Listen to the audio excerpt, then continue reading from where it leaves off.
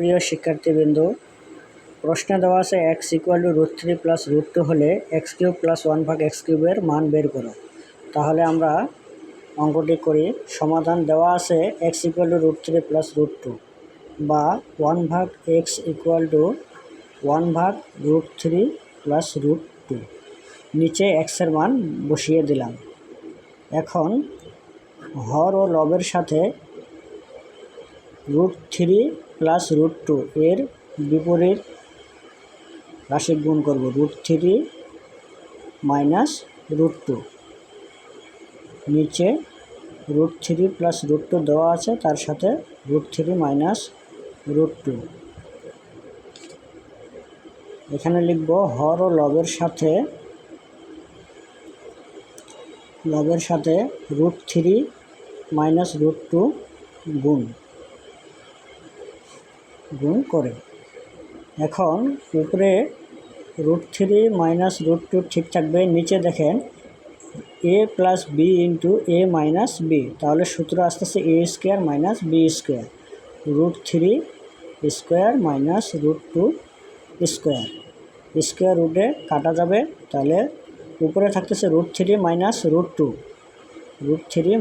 √2, নিচে থাকতেছে 3 থেকে 2 বাদ দিলে 1, তাহলে মান বের হচ্ছে √3 - √2। অতএব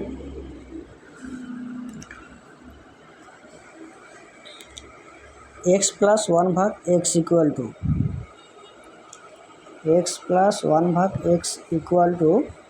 x এর মান √3 + √2 প্লাস 1/x এর মান √3 - √2।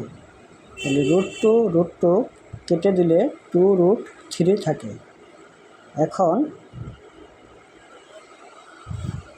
x³ + 1/x³ সমান a + b হল a³ + b³ এর অনুসিদ্ধান্ত a + b হল cube - 3ab × a + b।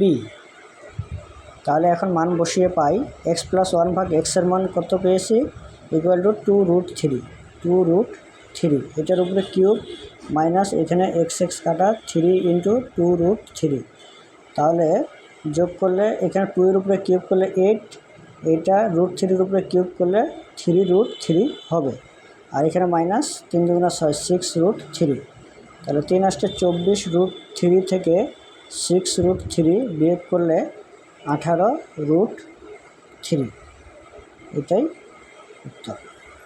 Thank you.